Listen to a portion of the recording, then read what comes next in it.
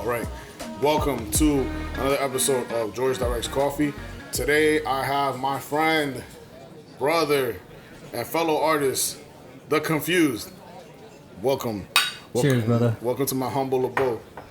Let me also sip it. Soda.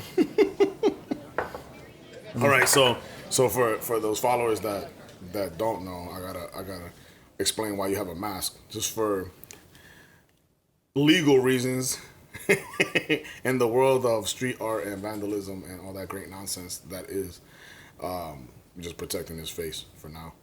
I mean, let's just be honest. I don't mind if like my friends look at my face, but Those I who like to don't keep know, anonymity or be I don't know. Hey, let's start this over. Sorry. No, this is a one. Oh, what? Yeah, we just running with it, bro. Oh man! All right, let's do it. This is life, bro. Yo, so it's been a while. I haven't seen you in a few weeks, maybe months. Dude, it's been a while actually. The last time we saw each other was when was the last time we saw each other? Man, really got to think about it. I want to say when we went out to Murphy Ranch, dude. No. That I saw you. Yeah, that has been it. That I saw you for sure. Dude. Wow. So it's been a while. Yeah, because, wow, dude, it's been that long. Dude, it's been almost, it's at least 10 months, I want to say. Wow, dude. Because when did we do that? We went out to, we did the Pomona House in May. Because it was for Memorial Day, so that's almost a year. As a matter of fact, looking at the YouTube, I'll be able to tell you, because then from there we can kind of gauge it. But yeah, it's been a while. Let me see. Videos.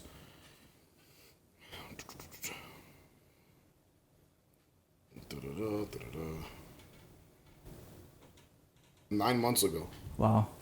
Yes, pretty much 10, because I dropped the Murphy's Ranch 9 months ago. I still had to edit and do all that stuff to it. So yeah, when did we do that then? Did we do that like in late June? Maybe. Yeah, it's coming up on a year. Wow. Yeah, it's crazy. Damn, bro, it's been a long time, bro. It's been a while. Yeah, well, okay, let's come back. Yeah, it's been a while. Yeah, it's been a while. It's been a while for real, man. Just making sure we're good. Yeah, so I mentioned you a lot on here, and I think it's just, I can't say I put a face to the name, but you can put some eyes to the name. Eyes now. to the name, right? And I think it's just funny how we've developed this work situation where we film, we make art. Like, it's just weird. It came out of left field, bro. And I'll tell you my part, because I think it's such a unique thing, and I don't really mention it on here because I felt like it'd be perfect to have you here to talk about sure. it. You know what I'm saying? So I read about you. Okay, I won't say that. Okay, no. We're keeping that in there. All right, that's cool. So I won't put that in there. But anyways, one way you can leave that part in the video though. Yeah. I'll leave That'll it. work out really well. That's cool. I respect it. But I started following you, and I told my cousin, this guy's art style's kind of like mine in that sense. Like, my style is kind of like yours in the sense of it's these little caricatures and just it's random. It's never been even though I've seen your art book and I know that there's more to it, when I've seen your artwork, just what Instagram has, it was just kind of my style of colors and stuff like that. And I was following you. And you followed me back, and then I had posted something about Banksy, how I let opportunity fly out the window, and I was watching the documentary about Shepard Fairey that they had on Hulu, and that was a good one. Yeah, and then I think that's when you and me started talking about the art world and the art community. And I didn't really know much about you at that point, and all I know is that I told the story about.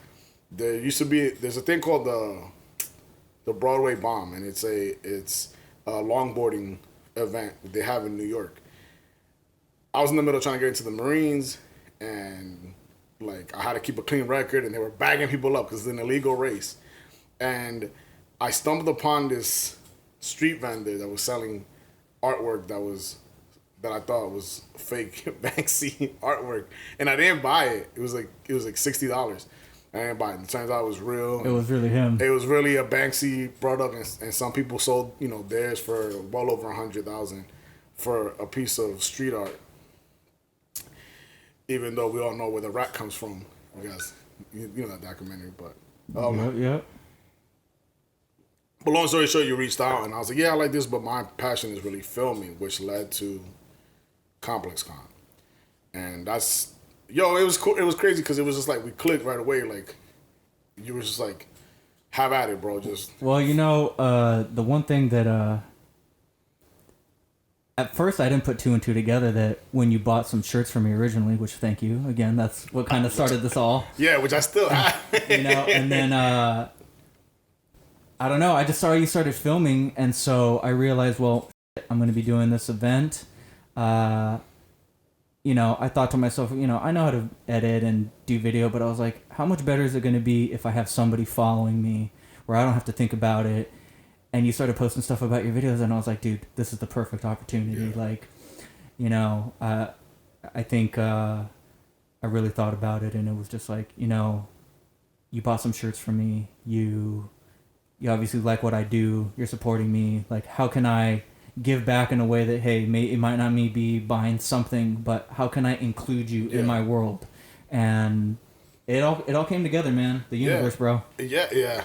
It was crazy because, like, I remember you were like, I can't pay you, but I got you on food. And I just didn't care. I think it was just more of like, I get to work with somebody that I kind of like appreciated their artwork. And then I just felt like it's just somebody who's immersed more in that art world than I am.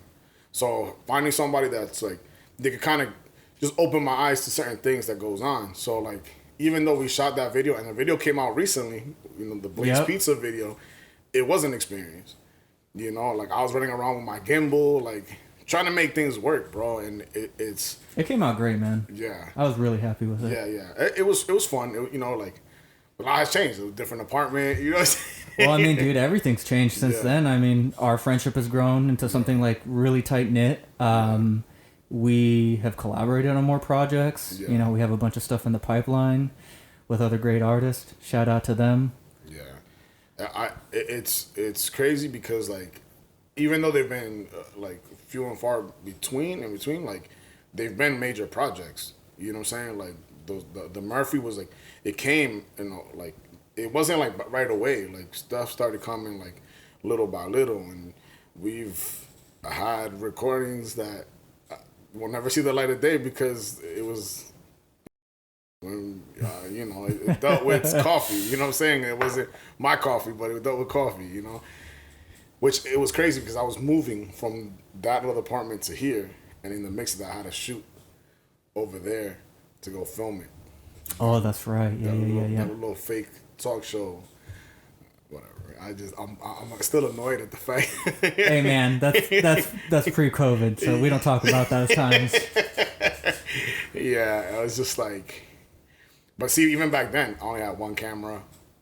Like it was just crazy. Like it just the arsenal was getting bigger, and we're all doing all this stuff. And then, well, I mean, yeah, dude. Since then, you've gotten another camera. You've gotten like a little mini cam, like that third camera. Yeah. You have your podcast set up. You have your drone. Yeah. Which, man, that thing has been really awesome for you. I really like what you've been doing with that. Yeah. The one of the first official times I really like using it was at Murphy's, like really trying to like.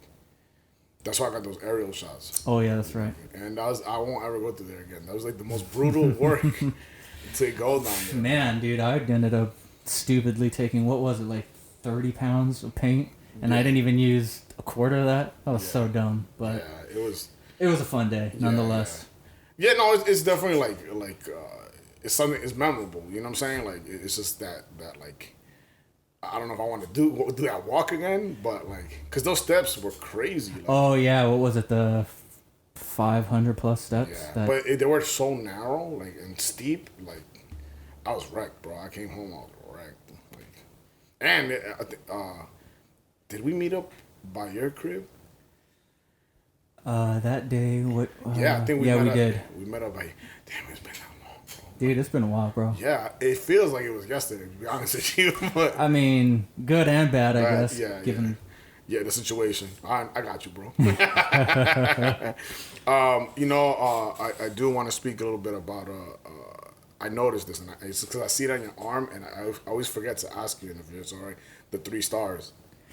Yeah, so 3 stars basically means past, present, future. It's just a ideology that I think, it kind of always lets me know, obviously with anybody, you have a past, you have a present, and you have your future. And, a lot of people used to ask me, like, oh, does it have to do with, like, oh, man, what's that historical? It's the historical, the Father, Son, Holy Spirit. And I was like, no, raised Catholic, but I'm more of a spiritual person. Yeah. And, I really told them, no, it's past, present, future. It has to do... initially, at some point, I had thought about doing my artwork digitally, like 3D. So it used to be like Confused 3D, and that's what the 3 kind of represented everything. And then I started leaning more back into the traditional artistic aspect of everything. So I just kind of said, this was what about... shoot, man, I gotta really think back about this. This was probably like 3 years into me creating Confused on a more serious level, and I decided, sorry, I'm pausing because I'm gonna need you to cut that part. What part? Oh man, no, we can't do it like that. You gotta cut some parts, dude, because I'm saying too much. Don't worry about it. Hey, nobody knows your face, bro. You'll be alright. Nah, just roll with it, bro. It's not. This is not your first time on camera. It's just. Do you want me to turn this? You won't see. Nah, that's fine. Oh, okay, no. I'm not camera shy by no means, but don't worry about the us, bro. I got you. Oh man, you know what? It's funny because get on my nerves, bro. Yeah. But look. I know you've been wanting us to do a podcast, so this is a kickstart, bro. Oh, absolutely, man. Yeah, like, and even on that, what is it that you're looking for into doing with your podcast? Like, are you trying to just? So, one of the things behind my podcast, what I'm looking to do, I want to get the history of people. And to be honest with you, initially I wanted to do something along the lines of, and I had this name going that was going to be the I Got podcast. One thing we do not see enough of in podcasts, in videos, in anything, especially nowadays with social media, everybody wants to be the best that they can be shown in the best light. And we need to know how some of these people got there, because we all know, as an entrepreneur, as a self-employed individual, somebody trying to hustle, you're losing a lot more than you're winning. And we don't hear about those losses as much as we should, because it's in those losses that people are actually learning to win. Yeah. Go ahead. And so I really want to bring that to light. I want to talk about people's stories. The same typical things you'd hear in a podcast. Where'd you come from? How'd you get to where you're getting? But I want to have some things where people talk about their dark times, their times when they've been really down, from both a psychological and emotional level, to really get this feel for what it is to be somebody who struggles, somebody who is not always waking up out of bed on the right side, because that's not always how people work in life. Not even the people who quote unquote have it made.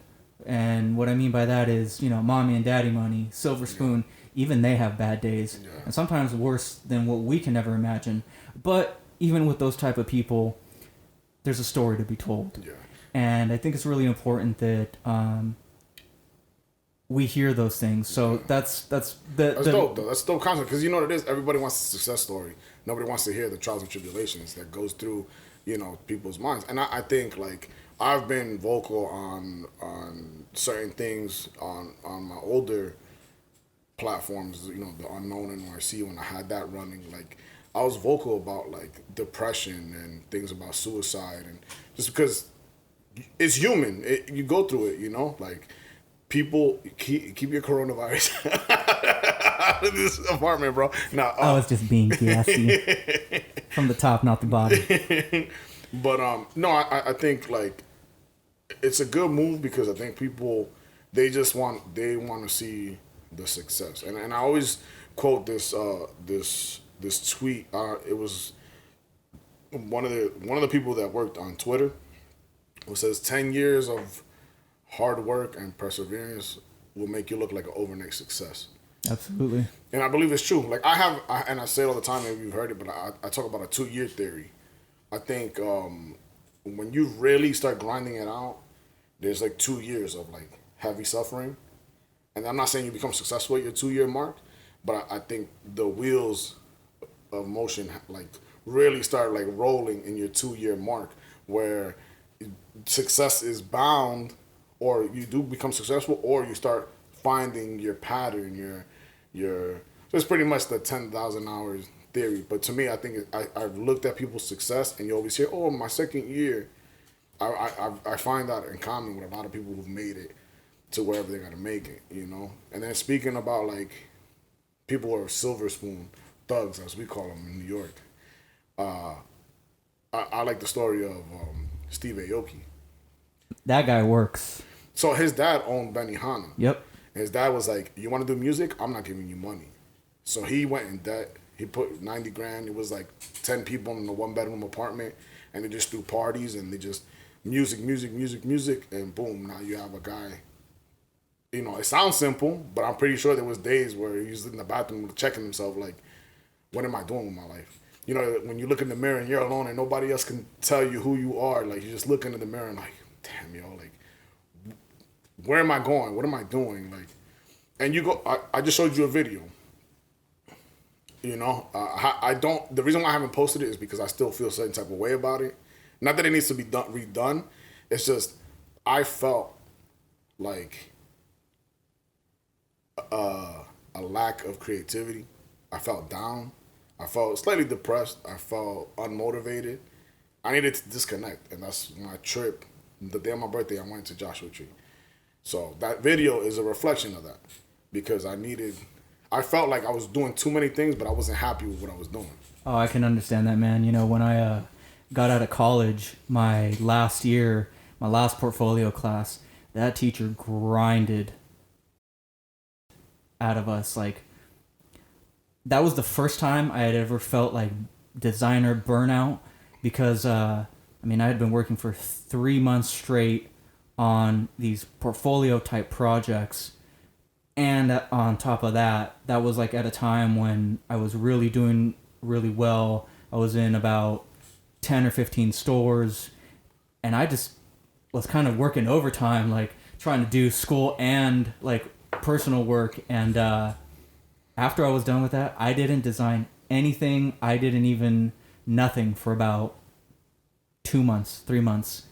And that whole time I kept thinking to myself, like, is this okay? Like, why am I not designing? Why am I not doing this? And then I just, you know, at some point, some artist mentor had said, you know what, you're going to go through these kind of lulls where it's kind of like a writer's block of sorts. Yeah. And after that, like, you know, it's happened a couple more times, but you kind of know that, hey, it's actually a really great time to reevaluate and honestly recharge. I think that was the thing that I didn't understand because it was so fresh as an experience, that it's a great time to recharge. It's a great time to really think, you know, because I'm sure even though you were going through your lulls, you were still thinking about things creatively. Yeah.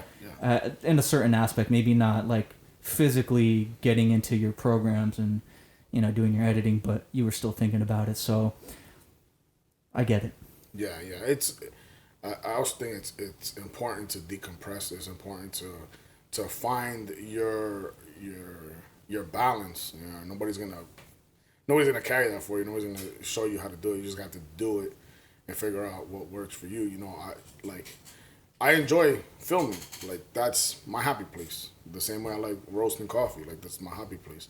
But it sucks when you're like, you turn on that record button and you're just like, I'm not feeling it. And for a while, these cameras were getting dust. Like, everything was getting dust. Even my cousin was like, he goes, I haven't seen you touch those cameras in forever. And I'm like, I don't have it. And I think, just everyday life, man, it takes a toll, you know, eventually Absolutely. it takes a toll, you know, and people don't realize that. And that's why, like, it's dope that you have that concept, like, of people trying to have, like, tell their story of the struggle rather than the success.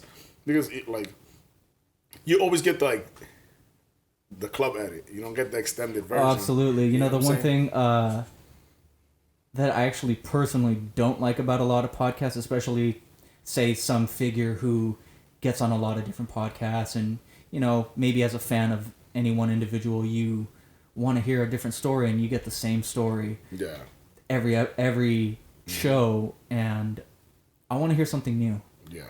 I definitely want to hear the same, you know, cut and paste success story, but I only want to spend a short amount of time on that. I want to hear about your struggles, because that's where the meat and potatoes are, in my opinion, you know. And one thing too, I've been really fortunate that I know a lot of known individuals and stuff like that. I need to use that to, and I hate to say it like this, but I want to use that to my advantage, because there are stories out there that we don't know about, and I want to know about. Yeah. And I want to bring into a light to let people see, you know, like I was saying earlier, not everything is a success story. You only see what you're supposed to see by any one person, but how about what's behind that curtain, like the Wizard of Oz? Like, what do we got in there? Yeah. When you remove the veil and you see, like, you know, like, and this is like a topic that I've had with my brother, and it's just like there's people don't want to see themselves as they're truly have ego death, you know, like,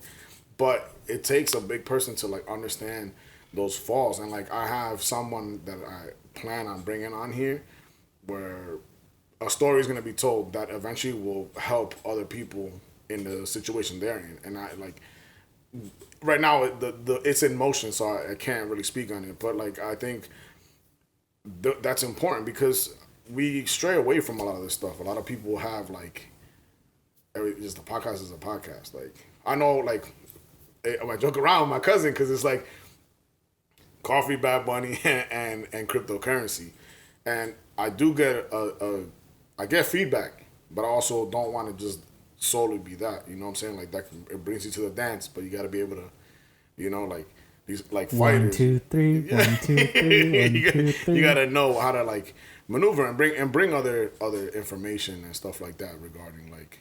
Oh yeah, I agree. You know, one thing that I am gonna talk about a little bit on my show is a little bit of my plight and my struggles and my trials and tribulations. You know, not a lot of people know them. My good friends do, but definitely the things that I've gone through and in my experiences, they are no walks in the park by no means. And you know, I think it's important for people to understand that, and for people to know that, hey, guess what? It really isn't easy.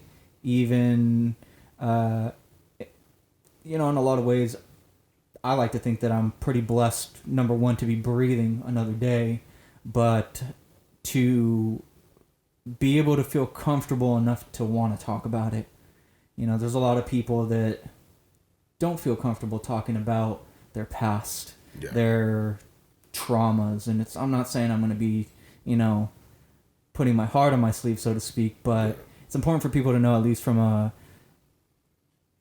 I guess you could call it like a business standpoint. Like, there are things that really broke me, that really put me into headspaces that not many people would want to ever experience. And, you know, it's just kind of like, hey, I've been there.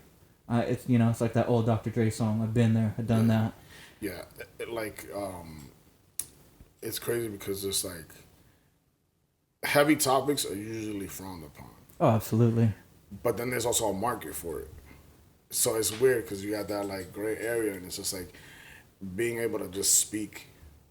Like, when you're not a celebrity and you can speak to people and have that, like, how you're doing, like, we're going to talk in a certain way and just have, like, because also too that gets drowned out by celebrity status, where they tell their struggles, and then it's kind of just like, it's just a celebrity talking to another celebrity. Like, when it's just regular, down, hardworking people, it's a little bit more, like, relatable, you know? Like, now, don't get me wrong, everybody has their struggle. Like you said, there's people that have money, they come from money, they still struggle. Like, but I think I think it's dope that you're taking that approach to be able to sit there and talk to someone and allow them to speak their struggle, because like I said, nobody sees that point. Like, and I think as a creative, and that's not even saying as an artist or a filmmaker, as a creative, we suffer a lot mentally because our minds are running 100 miles an hour and we're trying to figure out, like, it bothered me, bro. Like, it really bothered me that I couldn't sit here and film what I wanted to because I was just in a funk and I couldn't shake it, bro. I could not shake it. And eventually I got out of it. And I'm still, in there a little bit, but like it's a dope approach. So like you let me know, bro, when you have figure out your microphone situation, I'll help you set it up and I'll help you move forward with it, because I think that's a creative idea, It's different. Yeah, I definitely want to do something a little bit different. I think it's time for people to see a different side of any one individual, and I'm not. One thing that I'm really hoping that with my guests, they're comfortable enough to talk about some of these experiences, because, frankly, you have a lot of people that are just in their own head, and that's either good or bad, but some people just don't want to talk about these struggles for what it's worth, on a more emotional level. Like, anybody can say, oh, I struggled, I had to hustle to get out of X, Y, or Z, but what were those struggles? Yeah. What specifically, how did you feel? What made you tick? Yeah. Because we don't go there, and I think it's important for us to go there. And I would love to have some of these guests that I have committed to come on to really drive that home. And I'm hoping that it, like you said, with your guests that you're going to have on, I really hope that it'll change a perspective of any one person to see, hey, sometimes you get these popular, not even influencers, but just popular individuals that'll be, they'll say, hey, why don't you, what made you get into this? And they might come back with some pessimistic, oh, don't even bother getting into this industry. It'll ruin you. And it's like, well, why? Yeah. And I hope it'll bring some perspective to people. I think that it'll give people opportunity to think twice, but not just to think twice, to think a little bit more critically about what it is that they're trying to get into. Yeah. And especially nowadays, I think we're seeing a lot of people jumping into doing too many different things, and jack of all trades, to some people it's frowned upon. I'm for being a jack of all trades to a degree. Yeah. I think if you're a jack of all trades and you're genuinely good at every one of those things, you don't have to be the best, just good enough to, and not even the type to get by, but good, then do it. Yeah. But if you're just doing, I've seen a lot of people who call themselves jack of all trades and really they don't do any of it good. Yeah. It's just like they know. Well, that's you're not referencing the last part of it. It's a jack of all trades but a master at none. Like I hear you, and I think I'm one that I can lose myself easily. Like once I get caught up in something, I'm very like, that's it. Like I'm doing it, and I'm gonna. It's just how with the crypto. Like I just studied it. I don't know a lot about it, but like I know a lot more than the average person that just knows Bitcoin. I think. Are you a reader or do you audiobooks? Because I could recommend something that will definitely align you with what you're looking for. I'm a little bit of both. I actually enjoy reading quite a bit. Let me stop you real quick. This we're not stopping. Yeah. We're not stopping. I gotta hit record. Hold on. Yeah, sure. Is it on a timer? No, because so this camera only goes those 30-minute recordings, and this one just continuous. Oh, nice. So yeah, but this is my part. This is my first camera, bro. This was it, bro. This is the one that went to ComplexCon, bro. Dude, that's the cam, dude. That's the cam, yeah. It's like a little Tykes, my first camera. Yeah, for real, bro. Yeah, I love that little camera, but big boys gotta play with big toys, I guess. Pause, but let me my alarm went off earlier. But My apologies, bro. No, you do your thing, dude. This is very unprofessional right now. You're good. You're gonna cut this out anyway. So. I might not, bro. Yeah, like some other parts, you know. No. We're gonna stay. Yo, trust me. This is people need this type of communication. But going back to, I'll even reference the question again. Are you a reader or a listener, bro? Yeah. Or listen to audiobooks. I like to do a little bit of both. I actually quite enjoy reading. I just don't have enough time for it, so I find myself a little more sucked into the audio eargasms of things. Yeah. You know, for me, especially doing art, sketching, digital art, painting, I find myself sometimes not having time to really read and like sit there and like, you know, it's kind of like those people that like I like to in the morning take a little bit of time and meditate, not like hardcore, but just take some time, some silence, complete silence. Even that's time consuming, you know, and you throw in reading and I just sometimes like a part of me will just be like, man, just listen to it, just you know, take it in while you're doing something else, and I find that actually works better. I will say that I found myself listening to more audiobooks lately than anything. So let me make a recommendation because it's a good book. But that's the reason why I know about the Steve Aoki story. Damon John. Yeah. Fubu. Yeah. So he has a book called Power of Broke, and it's basically it's a book in the style of interview form, but he asked these hard-hitting questions to these people of how they made it. So Rob Dyrdek, Steve Aoki, like the list goes on. It's a good book, but it's one of those books that can help you maybe build some sort of like, I don't want to say foundation, but plant a seed of the direction you want to go. But it's a good book. Like it's an inspirational book. Like it's one of those where you're like business minded to be like, all right, I gotta try this. I'll have to check it out. Yeah. It's an audiobook? It should be because the book's been out for a few years now, so I'm pretty sure they have the audiobook. But yeah, Power of Broke it's I like it. Shout out to James and John. Yeah. Keep me on Shark. I reference Shark Tank on here quite often, so I don't know. Maybe one day I'll cross paths with them. Yeah, man, you're working on your coffee empire. You're gonna come up with some sort of proprietary coffee device to revolutionize the industry. I hope so. No, I have something in store. My dad would probably say, "Don't tell people," because el mal de ojo, you know. But I know about metiches.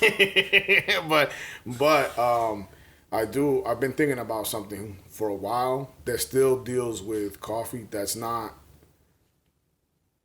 It's more agricultural and more of saving farms than it is just growing coffee. So I have to figure that blueprint out because I feel it in my soul. So the story of like, people who've listened and stuff, it does go to my grandmother's the reason why me and my family drink a lot of coffee. But there was a profound moment that me and my dad went to Puerto Rico for just father-son trip. And in the midst of just traveling the island, we stumbled upon this coffee roaster. And it was by far the best coffee I ever had in my life. Now, chalk it up to that bonding that I have with my dad, or it was just that good of coffee. You know what I'm saying? But it was just one of those things that, like, my dad and I didn't really see eye to eye with the art stuff till I just started making the art stuff. And I get it. And I'm very grateful that my dad was like, become a mechanic. And I was like, I only like doing it as a hobby. And now I just don't even care to work on vehicles or any of that stuff. Well, I think that old school generation, they don't understand that, you know, even with us growing up, we've seen such a dramatic change in technology. I mean, shoot, I remember being 5 years old and getting my first Nintendo. Yeah. And look at where video games have come to in 30 years, 35 years. That's been an exponential jump. You know, there's a lot of disconnect with the older generations, even with technology. I mean, who would ever thought that some of our grandmothers would be rocking cell phones and being as addicted as we can be? Yeah, and I think like that's why I love that. Like when I was younger, I was kind of just like but now I'm grateful for everything that my dad has kind of like in a way planted a seed that I didn't understand till I hit my late 20s and 30s, like, you know, 36, but like I didn't come to the realization like he was just looking out for me. Like, you know, when you're younger, you're just like, back off, bro. Of course, man, that's adolescence. Yeah, right? But like I look at life now and with a lot of things, like, and it's one of my favorite stories that I tell. My dad has this tendency to give advice, and he would go, the night before I turned 18, he goes, come over here, sit down. He goes, venga, mijo. He goes, ven aquí. He goes, te voy a hablar. And my dad used to be like, when I was younger, he'd say, look at me right here. So that way, just building the structure of like, make eye contact when you talk. And he goes, tomorrow you turn 18. Tomorrow you become a man. I'm no longer going to give you advice on life. You have to figure it out yourself. And I was like, thank God, man, because it's like, it's just too much life lessons, right? And the next day, I get to the kitchen table, and he's like, I got some advice for you. And I was like, yo, I thought you told me you were never going to tell me these things again. But in hindsight, I'm very appreciative of him doing that, because there's a lot of things that I would have learned on my own, but it was nice to get like the heads up before things happen, you know, like my dad. And to this day, my dad, like the other day, he called me, he goes, can you just stop talking about crypto for a while? Because nobody needs to know how much money you made. And I was like, granted, you're right. I was just trying to show people, like, I didn't give an exact amount, but it was just trying to show people, like, if you do the research, you're able to benefit from it. But, you know, then again, I also tell people the same thing I told you earlier. If you're going to invest, make sure it's something you're willing to lose. Because I think that's what people just like, I'm going to become a millionaire overnight. And it's like, no. Like, be ready, because you might lose your money. You know what I'm saying? That's like, the gamble. Yeah, and like that's the reality of it. But you know, but I do appreciate that my dad took the time to like give me those life lessons. And but it was just those things, like, you know, you kind of grow up like, oh, I don't want to hear this again, you know. But some of those things have shaped all of us, you know, which is good. Which I also think is it might become a lost art, even getting just advice, like generational advice. Nowadays, everybody's kind of so into their own thing, sucked into a phone, that, you know, that might be a lost art. Yeah. And it's crazy because I do find myself just giving, you see how the conversations I have with you, or like, you know, outside of this, is just very like, I always try to be like, be positive, guys. Like, life sucks sometimes, but let's just keep pushing forward, you know. And no, but that's great, man. You know, I think even like myself, I was telling you earlier, I get into my own head a lot. And having some of those positive affirmations in your circle is very important. It's like that quote, you know, show me your circle of friends and I'll show you what your worth is. Yeah. And, I agree. And yeah, man, I'm very thankful to have friends like you. And, you know, I have some really good friends around me right now that are definitely better positive affirmations and individuals that I feel can really help me get to that next level. Yeah. And we're all going there together, so yeah. Let's get on that boat. Yeah. Well, you know what? I kind of like that, and I think we should end right there so it don't go too long. I promised you 30 minutes. We went 10 minutes over. Oh, man, what's going on? Let's do it Joe Rogan style. Let's you want to go? We can continue to go, bro. It's up to you. Some people, they get real. Let's go, man. All right, we'll hit another 20 minutes, so we'll knock it out, bro. Let me make sure that they're still recording over there. I told you, man, we're doing the Joe Rogan podcast today. Hey, bro, I don't have a big enough following to listen to 3 hours. Oh, man, that's funny. Yeah, you know, it's crazy that guy goes that long. But I think he even said it, though. He said that in the beginning it was so, like, random and so, like, just all over the place that, like, it's just nonsense. Like, he was able, through experience, to kind of, like, made a structure, of how his podcast should be. Now, to do that 2-3 times a day, I think that's a lot. You know, like 6 hours, 7 hours of just constant like talking. That's a day job. Yeah. You're just straight talking. Yeah. I can't imagine what that guy's voice might be like after a full day of just talking. Yeah. And on top of that too, you know, sometimes he's smoking, weed, cigars, drinking. The whiskey. The whiskey's what clears it up, bro. It's an antiseptic, right. bro. I know, right? That's true. Yeah, I mean, he definitely likes that stuff. And have you been listening to his stuff lately? Who did I listen to? There was an episode with, because after the Spotify deal, I don't make my way to Spotify. So that extra step sucks. Man. Yeah, like Joe Rogan, I'm a big fan, but same. It annoys me that I have to go from one platform to another. So when I can just, so I'm very heavy on like crime podcasts. Oh, really? Okay. Yeah. So I listen to a lot of podcasts that are, but this is the only reason why. I used to drive to Kettleman, and it was 5 hours up, and then I would take my lunch in this little farm area. Okay. So barely any lighting, creepy stuff, like stuff that you would, and it was always hard for me to fall asleep. But I would start driving like exhausted. So I started listening to crime podcasts to keep me on my toes. Wow. So now I listen to stuff and I'm just like, I'm not going to park over there because I'm afraid of what's over there in the dark. It's that indirect awareness. Yeah. So that's the only way I like survive a lot of stuff. Like as far as what's in my head, like don't go over there. It's crazy because there's a podcast that I listen to and one of them, they were talking about how they killed somebody in Arizona and then brought the body to Desert Center, and Desert Center is usually where I stop to take my like either my lunch or like a 20-minute break, and I close my eyes there, and it's like abandoned buildings, and there's like 30 trucks, but there's no gas station. It's just abandoned. It's just a plot of land with abandoned buildings, and I was like, I don't feel comfortable parking here anymore. It's a bad horror movie waiting to happen. Yeah, dude. So, but yeah, I don't know. Like I like listening to him when there's comedians, and then I like listening to him when there's something interesting, like super interesting, like something I can learn. Those ones I like can listen to, but there's certain ones like the fighting ones I don't really care for, the MMA ones. The GSP one was good. I just watched that one recently. Yeah, that was a pretty good one. Well, he's also like a very like educated person himself. What? Yeah. So I didn't didn't give him enough credit. GSP to. Yeah. I thought that he was just like, I don't know, a certain type of guy. No, he's very, very like... That guy is very well put together. Like, he's a very intelligent guy. Yeah. Give him a lot of credit. Other than being a great fighter.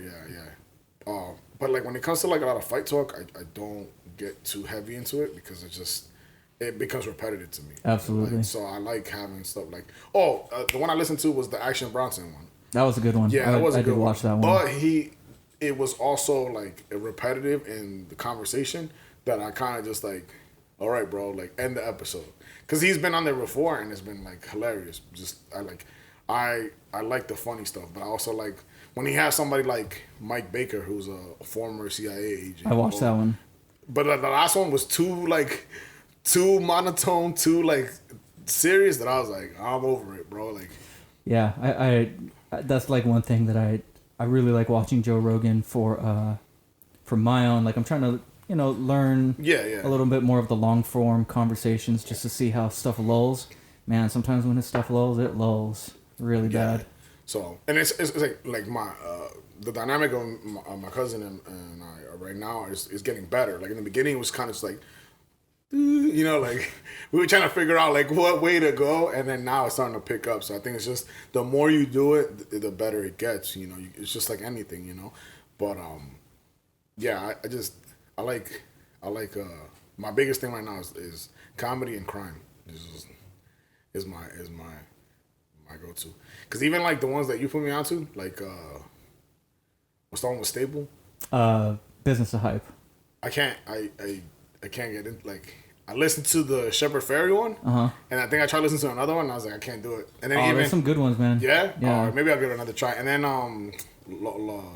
Short Story Long, I was in it, and then I was like, I can't do this anymore. Like I guess like I would be in the mood. I think too, you know what it is. Sometimes, for me personally, I'm interested in those podcasts because I don't know a lot of these guests personally, but even the ones that I do, it's like they're a part of a business industry that I definitely understand. Which makes sense. Yeah, it makes sense. You know what's a good one that I've been listening to a lot? Tim Ferriss. Okay, yeah. He's a little bit more long form, but he's had some really good guests. One of my personal favorites, he had somebody from Pixar on there. He's like one of the bigger executives at Disney, and it was just a super inspirational one. Obviously, those are always good though. Like the inspirational, like, it's like those type of dialogues, like those interviews. But he's actually, it's crazy that you're saying, because I have that book, The Tools of Titans, The Tools for Titans, and that's a pretty dope book, because it's like, it's not meant for you to read front to back. It's more like, I'm just gonna skim through it and just, here's one person. It's like, it's pretty much like that same concept of like Power of Broke, but that goes more into like day-to-day stuff. The Power of Broke goes more like the history before they became who they were. Yeah, you know, Tim Ferriss really got good at. He did the 4-hour work week. Yeah. I mean, that guy knows what he's doing, and he figured out his code to make himself become the best that he can be. Like, yeah, it's always something that I aspire to be. So shout out to Tim Ferriss. Yeah. Hey, Tim Ferriss. No,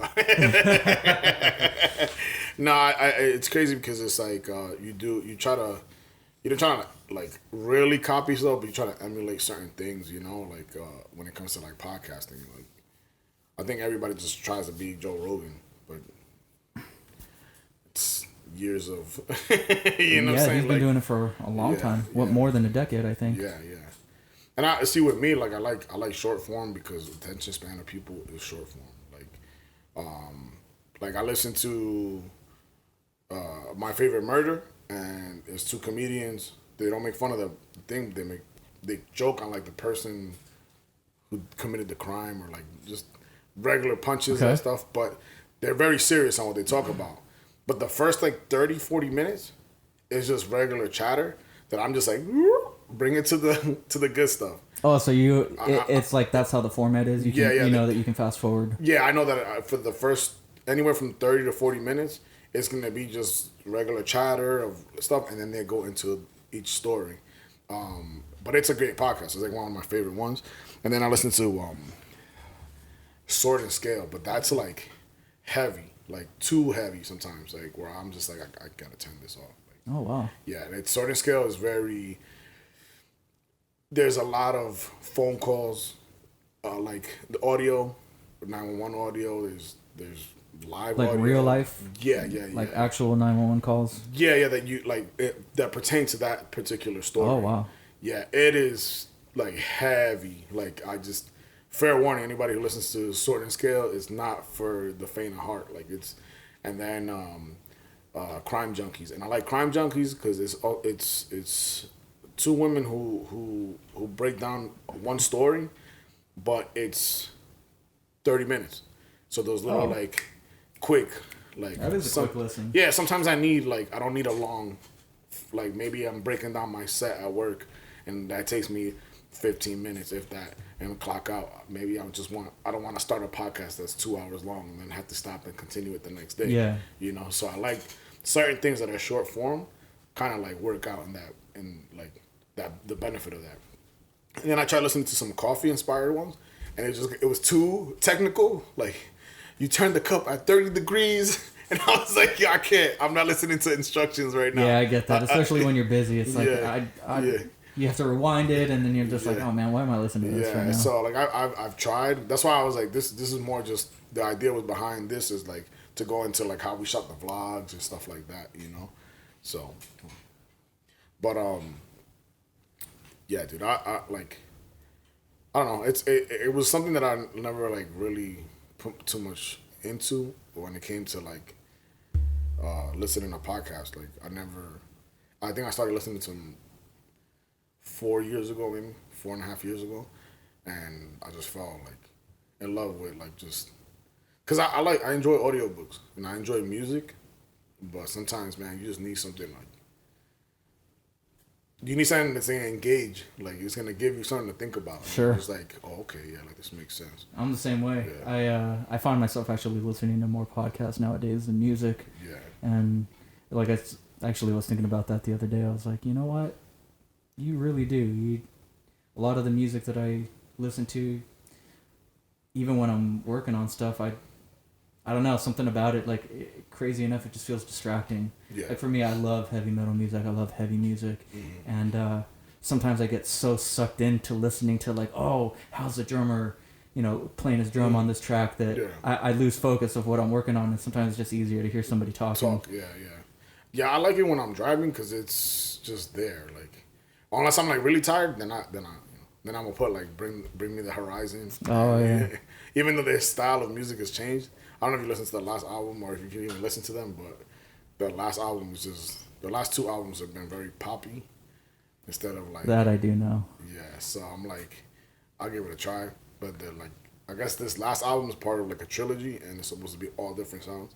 So I guess as a creative, it's like cool. But as like a fan, I'm like, bring it back to the yeah, man, you need that heavy stuff. That's why I just picked up the new Gojira album. You ever listen to Gojira? No. Oh man, listen to them. Yeah, they're a great band. But their new album's really good. Heavy. You know, it sounds like them, but you know, yeah. I think this is what I don't even know what album this is. I want to say they're either at 10 albums or pretty darn close to 10 albums. I mean, they've been around for a while, but they still rock it. You know, you don't get that with a lot of artists nowadays. And I mean, especially like we were talking about technology, music is coming out daily from every type of genre. Yeah. That it's not like back in the day. You buy that album, you listen to it till tape pops, the old school. Yeah. You don't get that anymore. I mean, and I think that's one lost art that I personally really miss about music even 15, 20 years ago. Yeah. I mean, shoot, I always think about music purchasing, and I can't remember the last time I bought a physical CD. You know, back in the day in the late 90s, I used to go to the warehouse. I used to go to Blockbuster Music, and I would just spend hours. It's crazy because and I don't mean to cut you off, my apologies, but growing up there was the Tower Records by my house, and then in the city there was the label Virgin Records. Yeah. Isn't that crazy to think how many record stores there were? Yeah. But I think there's a slight comeback with these crappy turntables that are coming out. People are buying. I find myself looking at like records now to buy to just get. Yeah, vinyl's back, man. Yeah. I think we're there's something about the analog that people are going back to. And I'm not saying on a hipster sense. I just think people are just like, because dude, when Apple Music. No BS, bro. I think I was spending $50 a week on music, buying it. Now, when I bought my wireless headphones, it came with like a subscription for Apple Music for like 3 months, and I was like, "Oh, cool. I'm cool with it." Like, cause you would buy albums that were just trash, bro, and you're like, "I just spent all this money on an album," you know, and this is like. I don't know. I like the streaming services. I know it doesn't really pay the artist, but also like. I mean, I understand it both ways. Yeah. Buying digital and, I mean, I don't know if you remember back in the day. I mean, shoot, I still remember, you know, like one of my favorite bands growing up was Korn, and I remember one time buying the "I Know What You Did Last Summer" soundtrack because I wanted that one song that they had on there that. I mean, back in the day, you couldn't buy it digitally. Yeah. Like, you had to compile it through different albums, and that album as a whole wasn't the greatest, but a couple good tracks on there. Yeah, well, and that's why, like, a few episodes ago, we put the turntable there with like a Latin jazz for like ambiance, and it was low. It wasn't like super loud, but it was just like I like that having that like the. You know, the ambiance of the record, the needle hitting the record, and just like that whole thing is just dope. Because eventually, when I do open up a shop, I want to have like that jazzy, but not just your regular. I'm not talking about Kenny G or anything like that. I'm talking about just, you know, nice little. It's a good vibe. Like you know, like old school jazz, the funky beat, you know, like, and just have that ambience of like leisure and relaxation. You know what I'm saying? So. I've been fond about buying records lately. Like that's mine. But then they closed it. They closed that big one in LA, right? Amoeba Music? No, it's open again. Oh, they opened it up? Yeah, they just moved locations. It actually just opened up, I think, within the last maybe 2 months. Yeah. If not. But I see a lot of people posting it, so they are at a new spot. So if you need to go make your trips, head down to Amoeba Music. Amoeba Music. like there's a record shop not too far from here, and I found some gems in there, you know. And sometimes they don't. It's not even like crazy money. I think it was like $10 for like a Latin jazz. You know, something like some records are like $40, and they have the booklets and all this crazy stuff, and that's cool. But like, give me the music. That's all I care about. Yeah. But yeah, it's something about holding that, like having that record and seeing like this big artwork. So I'm a fan of album artwork, you know what I'm saying? Same. So like seeing that, like, I mean, they don't even make that like they used to. no. You know, one of my favorite artists that I used to love their albums, getting their artwork, was Tool. They had the craziest stuff. I remember their album Enema.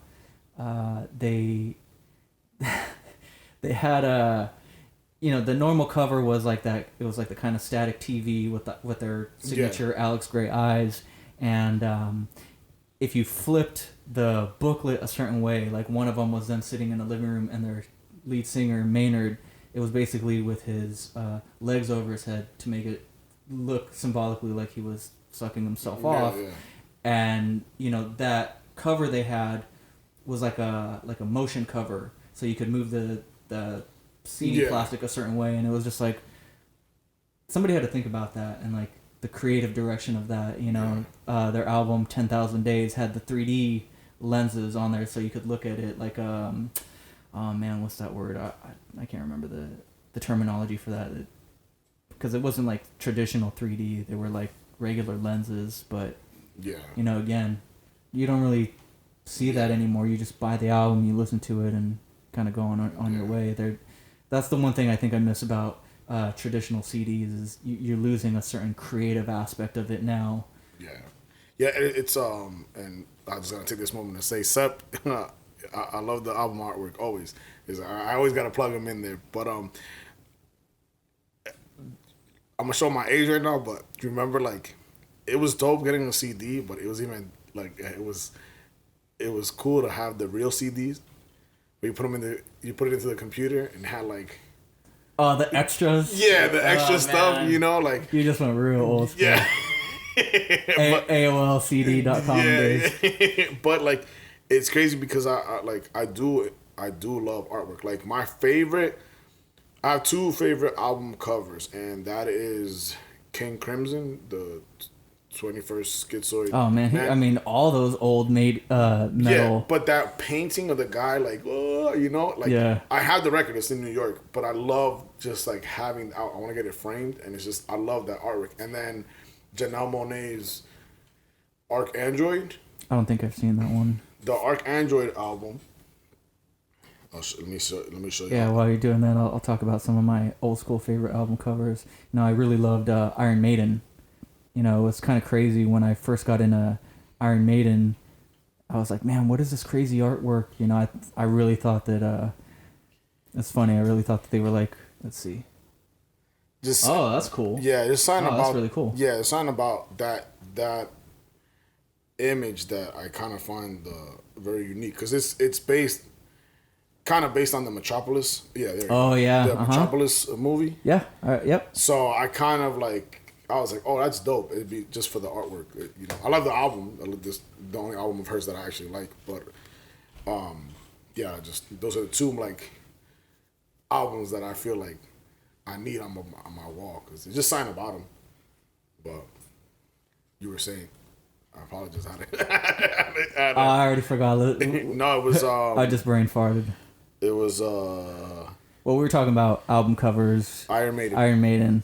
I mean, dude, they have so many classics, but one of my favorites was their Power Slave album, because I really love one of my favorite things besides art is I love ancient history. Love it. Yeah. And that particular cover was like ancient Egypt. It was like their mascot Eddie, and he was posted up on.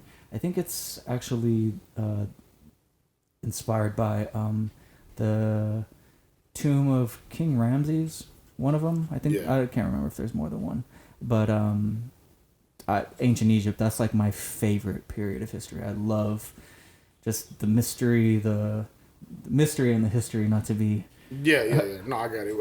It's. I think like all forms is it's just dope. Like you have an album like that has like that just something that's gonna be like, oh, like I like that. Like it made me think for a second, or like I made me appreciate the album cover. And this is again shout out to my boy Seth, because I remember the Kingdom Come album from Jay-Z. And when you took it out, it had like almost like that 3D glasses. Oh, effect. That's right, it did. Yeah, And yeah. Like it was funny because he's like, you need this album, and I was like, can I borrow it? He's like, no, buy your own album. He's like, appreciate the work, and I was just like, you're right. I need to get this, but like. I do appreciate that stuff, man. I've always been a fan of like who was it? I think it was KRS-One's. I can't remember the name of the album, but it like the inside it just had these massive art piece that showed up different like events going down, like somebody getting shot and just his style of stuff. But it wasn't like the like art. It wasn't like or like even. Lupe Fiasco's Food and Liquor. Love the first that one, album. where there's like the gangsters are holding milk and cookies. And Yeah. So like to me, that was like, oh, that's dope. Like it's a dope concept. And Did you see that he recently released a NFT, like a visual cover, or I should say a motion cover of Food and Liquor? Look it up. Yeah? Yeah. I'll look it he up. just came out with it, I think, within the last week. Yeah. It's pretty awesome. I mean, that album was classic. Yeah. I do like I do like that album, but it's the second one that I like with Superstar. And cause see, like my boy, he put me onto like the storyline that is the Food and Liquor, and like My Young History. Michael Young is the name of the guy in the Superstar video, and whatever. Right. So like, but I also like how like hard hitting it is, like the beats, the topics, and then like that one track with Uncle. It's dope. Like, I mean, Lupe is another level, man. Like, some of his more recent albums, like he got real raw, lyrically, and I have a lot of respect for him. Like, he's one of my favorite MCs, definitely. I mean, I have too many, but he's definitely one of them. I think after he left Atlantic, he was having issues with the label for a while, where like they were holding one of his last albums hostage. Yeah. After he did that album, he just went completely 180 and like real raw. Yeah.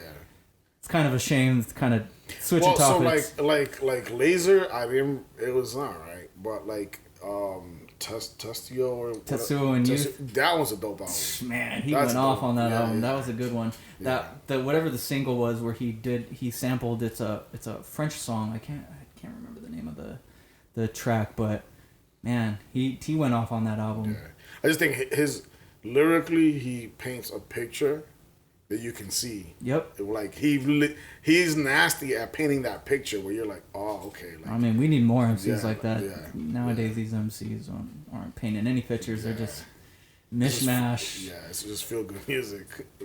Like, I guess. I don't know. I mean, there's music out there, but I listen to so much other stuff that I don't box myself into like just the rap stuff, because there is stuff like we watched a couple songs of Travis, and I was like, I don't care for like big albums, but like I can listen to like I only heard like 2 or 3 songs of Pop Smoke, but I kind of don't really care for that style of music. Like it's just not my thing. Like the voice does not.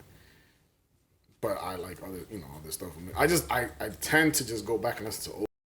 Same. So, although, like I was telling you, I mean, I've been listening to UK grime for the last 1.5, 2 years, like almost more than I listen to like traditional US hip hop. I don't know, something about that UK sound right now is really hitting on me, so I'm really happy that I got introduced to that. It's crazy because like I was listening to Stormzy's last album, The Heavy is the Crown. Yeah. And then I tried to listen to his first album, or the other album before that, the Gangsters and Prayers or something like that. Right. I couldn't get into it. There's something about this album that like hits on a more soulful level. Production quality. Probably. That's probably what it is, bro. Like, that's got that money to really do it up. Yeah. But like there's some good music out there, man. I've been listening to a lot of more so lately now than before. Like one of my favorite UK rappers right now is Ocean Wisdom. That dude goes off. Yeah. Lyrically, he's he's like a fast type rapper. He took the world record for, I think, most words spit in a certain time frame. He actually took it from Eminem. Oh, okay. So now he's like the guy, but he's one to listen to. Although his last album that just came out, I can't say I'm the hugest fan. He lost that step a little bit, I think, in my eyes, but he's still a really amazing MC. I'll check it out. What did I put in my in my playlist, for whatever reason, I don't know what I was watching, but it just came up and it was Stankonia, and I was like, classic. I was like, let me just, and then I went down that wormhole of like AT Aliens and Aquemini, like they don't make them like that anymore. Those albums were dope, dude. Like just, and what's the other one? Southern Play. I can't remember the name. Like I think it's Southern Playalistic. Yeah. I better look because that's gonna be embarrassing. Just shooting that name out. But like even that older stuff that they put out was like on point. But I also like that like Outkast is one of my favorite duos. Yeah, Southern Playalistic Cadillac Music. Oh, is that what it is? Oh, yeah. I just missed a few words. Yeah. Sorry. But yeah, man, I like just there's I go through my phases, and it's it's either Spanish music or just like the old school rap. That's awesome that you do that, because I do that too. Except mine is I go through my hip hop extremes and I'm only listening to that, and then I go back to like hard rock metal, and then those are where my shifts are. And then in between, I've been really listening to a lot of different stuff lately, but I've been finding myself listening to a lot of Depeche Mode lately, which is crazy because I mean they've been around forever. Yeah. And I think I've just I think in the last probably 20 years I really opened myself up to different sounds, different genres, because growing up it was either hip hop or metal, and that was it. Yeah. Don't be bringing me no Bjork. Don't be bringing me no. One of my favorite bands that I love nowadays, I love Massive Attack. Yeah. Don't be bringing me no Massive Attack. Nothing. Yeah. The Cure, don't want to hear it. Depeche Mode, don't want to hear it. And then I started opening up, and I was just like, man, like there's some good music out there. The value of it is just amazing, and it's like thinking about it, I was like, man, I was really close-minded, but oh, I was like that too. I think right before, and I won't ever forget. This dude told me, he goes, "You gotta stop listening to that commercial crap. There's other music out there." And he goes, "Listen to this band," and it happened to be Linkin Park. And I was like, "I don't listen to that white boy." And then talking about commercial now, like one of the top bands ever. And then it just trickled down, and then along the way, I just met people who were like, "Oh, you've never heard?" I remember one of my friends telling me, "You never heard of Stairway to Heaven?" He goes, "This is one of the best guitar solos," and I was like, "All right, cool." So that trickled into that, and then Seth put me onto Metallica. Like, cause it's just stuff that I didn't care for. Like, so Death Magnetic was like my first Metallica album. No way, are you serious? Bro. Yeah. So, man, so then I went back and I just started going through like those older albums, and it's just like, damn, I missed out on a lot of music because I was so naive to, I was close-minded to. Yeah, I got introduced to metal real early in my life. I think I was like 7 or 8. One of my uncles, him and his brother, they were really into that 80s metal, like early 90s. Guns N' Roses, Motley Crue. So I got introduced early, and I mean, it's crazy to think like how much music that I've listened to that kind of falls into all kinds of different old school genres. And like, because I took on this little thing of making beats, just to clear the noise and stuff like that. Yeah, man, that album that you did, I love listening to it. That's a really good album. I appreciate it. It's just like technically like digging through the crates, but like finding these old sounds and like, oh, this is where this sample came from. Like, like, cause I've always been beats first, then lyrics. Like, how some people just lyrics and then beats. Like, no, it's if off the gate, the sound doesn't sound good to me. Which kind of screwed me over on some tracks because there's some songs that start off crappy in the beginning, but the beat hits hard after like 10 seconds, and you're like, oh man, I can't believe like I let this song go. But I've always been one of those guys that like I love the beats, so now like dabbling into that world has been very interesting because now it's been like, oh, okay, like it's an appreciation for something that maybe you didn't see, like in terms of the composition itself.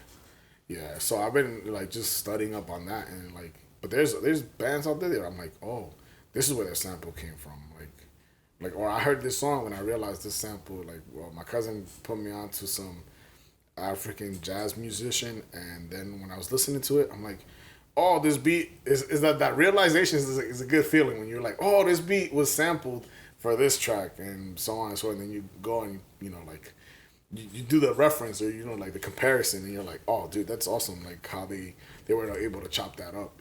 It's crazy where some of these samples come from. Like, what was I listening to recently? Shoot, I can't remember what it was, but I ended up hearing this. I went back onto YouTube to see like how the producer put it together, and the sample was some old like Indian song from like the 50s or the 60s, and I was just like, dude, how are you even stumbling upon this sound? Yeah. That you're going back. I mean, what? God, dude, hold on. Let me make sure I'm doing my math right. Like going back almost 70 years, and that's what you landed on. You're like, that's it. That's the sound to make it the hit or whatever. And I mean, dude, isn't it crazy to think though how much music is really out there? Yeah. So now that you say that, there's on Stormzy's latest album, he has a song with Ed Sheeran and some other artists. Is it the that one hit single that they had, the "Take Me Back to London"? No, I'll tell you right now what it is. It's because then my cousin showed me this guy. He samples. Let me look this up because Stormzy. Damn, it's Let me see. Ed Sheeran and Burna Boy. Mm-hmm. So he samples a lot of this musician from the 70s that was like very unique. And when my cousin was showing the comparisons, I was like, oh, that's dope. Like, because that guy was already like weird to begin with. And I say weird in a like creative way. Like, he had his own lane. But he samples a lot of that song. Burna Boy uses a lot of that guy's samples for his music. And it's a unique sound and it's legit. So I was just like, it's dope hearing it. Burna Boy's got some good music. Have you heard some of his other tracks? Yeah, I don't know them by name, but like I've have like heard like just because I don't think he had like an album when I heard him. Mm-hmm. It was more just like singles. Right. So I just like listened to them like that. And he's good. Like, I like him. It's a little more. I find myself I like that real edgy lyricists. Like sometimes. Like the smooth flower doesn't get to me. That's why. But he's on a track with this artist that I really like, Dave, and I really like that song. I forget what is it called. I think it's called Location. Okay. But Burna Boy is I like him. Yeah, I gotta revisit because that song with Ed Sheeran and that like song they have together, it's pretty legit. So like Ed Sheeran is another level, man. Like to think like how big that guy's gotten, but yeah. I mean, he's a talented musician, so you can't deny that. Even if like I can't say I'm the hugest fan, but you can't deny the talent. Yeah. It's crazy because there is a story about him where he was like, I couldn't sing. He's like, I didn't have a voice. Like I had to get professionally trained. Oh, really? Yeah. He goes, I didn't. He goes, the way I sing now, it's not how I sounded when I first started. He's like, I got professionally trained like to sing, but he goes, I remember just performing out like in the corner and just like his story is very unique. I forgot whose house he went to. This like kind of really discovered. I want to say it's Jamie Foxx. Oh, really? Yeah, because Jamie Foxx throws a lot of parties and he brings in a lot of musicians. That Joe Rogan episode. What? I have heard that one. Listen to that one and you'll see like he talks about I think discovering him or like somewhere in the way of like putting him on the spot, and then that led to like somebody signing him. Wow, isn't that crazy? Like, right place, right time. It can happen to anybody, but but you know what? It's the hard work. Like the doors don't open if you don't. Yeah, I mean, if you're there you can't just show and no go. As they used to say. You can't drop one art piece and then expect people to start. Another thing that you're looking for money, but like you can't expect like to reach that status if you only drop one piece of artwork. I mean, I think we can also say that there are a lot of artists out there that just cut and paste and. Alex Monopoly. Oh man. I'll just say it. Alex Monopoly's a fraud. Yikes. But you know what, man? Coming back around to what you were saying about artwork and stuff earlier, I'm right there, dude. Original art is that's my forte. I actually I'm gonna be doing a commission soon, and this piece is like the first piece that I've done where I'm actually using a little bit of inspiration from a Disney character. First time I've ever done it, and even then when the person who wanted me to do the work, they asked me, she was saying like, oh, I really love this character, X, Y, and Z, and I was like, I don't know if I can do it, but yeah, I mean it's cool to, you know what, I go ahead and do it because I like what you've been doing lately. The draw my character in your own style. Draw it in your own style. Yeah, I think that's unique. I think that's pretty cool, and the pieces you came out were pretty legit. Like I was like, oh, this is legit. Like it looks dope. Thanks, man. One thing with that is I really did that, to be honest with you, to challenge myself. Yeah. To I guess for what it's worth, I have I've shown you my black books and stuff. I have a lot of work that I just haven't released, and we're talking. I just transferred actually a lot of my stuff digitally in the last year, and I think I transferred probably like 5 black books. And I mean that's a lot of work, and people haven't seen it, and I guess I think about that too, and like I kind of get down on myself a little bit and think like, dude, you have all this work, like you need to be putting it out there. But what I love about that draw it in your own style, it's actually helped me because now I've been thinking a little bit more critically about my composition, instead of just outline, color. Like now I'm thinking about details and things that I didn't used to think about when doing digital illustrations versus like a canvas painting. So yeah.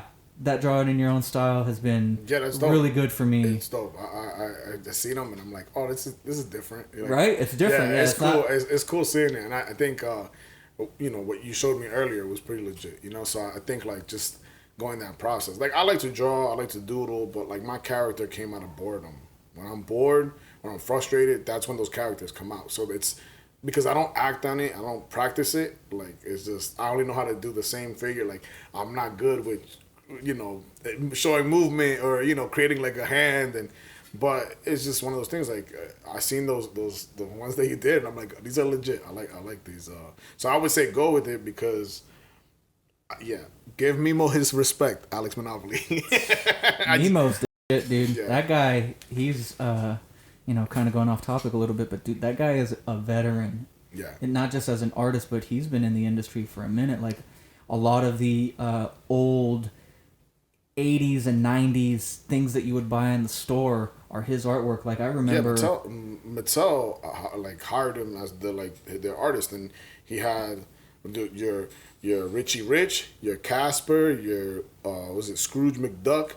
Those characters are all through him, and that's why and I'm only referencing the Alec Monopoly because I found in my cloud a picture that he did by the it was like 2-3 years ago. I went to the Museum of Death, and there was a club right next to it, and he had like, it said in big letters Alec, and then it had Robert De Niro from Driver, and I will say this, that's probably the style of his that I did like, when he would do the like people, I like more than his Monopoly guy work. Yeah, but.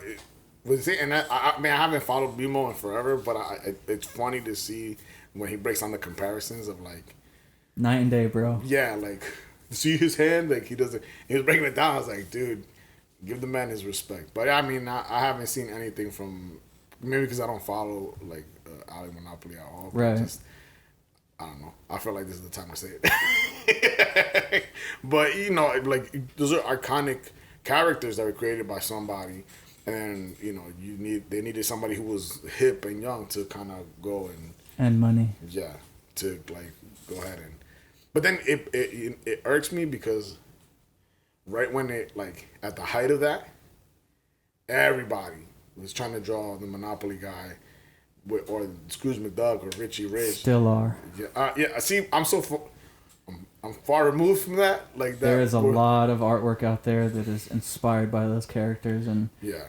I mean, there's a lot of artists that's all that they can do, and I'm not gonna hate on them. I definitely don't want to hate on somebody trying to be creative, but I definitely am a huge proponent for doing your own original work. Yes. Yeah. See if you really got it. Yeah. Nobody's saying you have to draw your Michelangelos, your Leonardos, your Mona Lisas, but put yourself into your work. Yeah. Put actual make an effort to design something.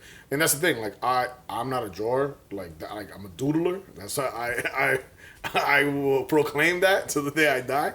I do more doodles than anything, and then I refine them, and then I create like an illustration on it. But that's just like I just made it out. Like that's why the reason why I don't run the shirts anymore. Like I have other plans for that. Like I can create. But it's coming soon. It's coming soon. Yeah. Because it was finalized the other day. So, but like with moving with the name change and everything, I've been like I know what I can take. Wait. We can't talk about the name change. Yeah, I was about to say you're already like. It finally happened. I got some legal documents and I have a new name, and we'll go through that once I have a logo. All right. Coming soon. Yeah. But yeah, that's the biggest thing, having a logo. But like. And that's not easy, man. I got really lucky. Like my logo. I think. Oh yeah, I am wearing the hoodie. Like this logo, I created this logo. God, what man? I'm about to make myself feel old. I created this logo about 22, 23 years ago, and it's still running. Yeah. Just like the logo on your hat. Yeah. Those are original logos that I created a long time ago, and they just have that longevity. And I think that's important. I think a lot of people ask me like, "Hey, like, are you ever gonna like update or refresh your logo?" And I'm just like, "Nah." Yeah. That's what it is. And coming back to what I was telling you earlier about the 3-star past, present, future, it's good to keep old elements and refresh. I think like I posted that new lion logo. I was telling you that I did that as a sort of memory memorial to an old friend named Caesar, and it was just that's probably like the only refresh I've done. Yeah. But those lion characters I had for just about as long, almost 20 odd years, and it was a nice little refresh. I think it was a good time to do it, especially like I was saying, my friend, he loved that logo, and I think this was the best opportunity to kind of sort of symbolize him and his legacy, and just kind of do something new. And now that I can use that logo for new graphics and stuff like that, which is good. So no, it was dope. I like it. I seen it, and obviously I sent you a message regarding it, but like, oh yeah, that's right, you did. Yeah. It's dope to do something in honor of someone that supported your craft from the beginning. Yeah, man. I was telling you in that message that I sent you, I felt a little bit of remorse because this was something that I should have done sooner. He's been gone for, unfortunately, 13 years, and I should have done this sooner. But I think it's also a part of a healing process. I also think it's part of like not closure, but it's just like, if you're not here physically, I still remember you. You know what I'm saying? I still am grateful for what you meant in my life. Absolutely. I made an illustration of a friend of mine that passed. Yep, and I remember that one. The reason why it helped me cope, but at the same time, he wanted one of my shirts, and I was like, I'm not making it into a shirt. And then when I reached out to find, like a week later, I had asked my cousin how he's been, and a week later he passed. And I think I was like, I wanted to give him the shirt, but because I didn't, that was my way of just kind of like coping and dealing and saying, this is for you, bro. Like, I know I can't give you the shirt, but this is for you. And like that, it's profound because it's not like you're doing it for likes or validation. It's something internal that creatives go through. Or in the aspect of somebody getting a tattoo. Somebody gets a tattoo and I got this for the memory of, like, I designed this because there's something there. There's an attachment in some conversation that you had or something that's significant that really like propelled you into what you or where you're at. You know what I'm saying? Like sometimes it's just a simple conversation that could change your whole outlook on life, and that's how you honor it. You know what I'm saying? Like you created like a image, a design that to somebody else might be whatever, but to you it holds weight. Oh, absolutely. You know what I'm saying? So I'm pretty sure like looking down there, like I appreciate it. Man. I appreciate it. It was nice, bro. I thought it was a nice design. It's not overly done. It's just what it is, and I think you put both right, like the comparison. Yeah. And it looks nice. I liked it, and that's why I reached out. I was like, yo, that's dope. Like sometimes you got to do that. Like it's just having that, like doing it for the memory of somebody, and in their honor.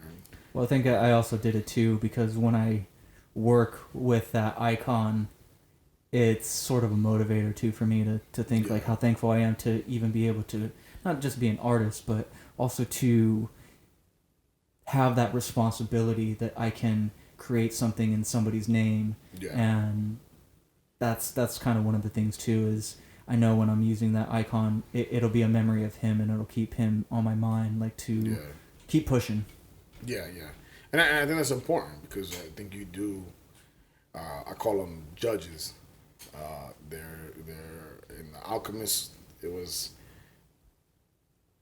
I won't go into detail about too much of The Alchemist. The producer or the author? No, the book of Alchemist.